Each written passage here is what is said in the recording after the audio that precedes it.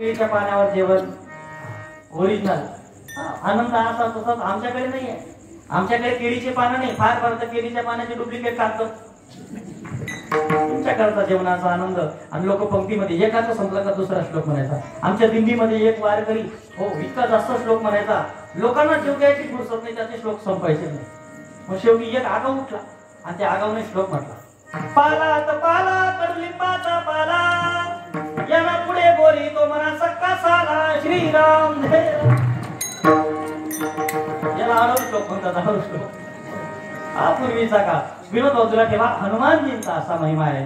हनुमानजी राम नामाच्या प्रभावाने चालून नाही गेले.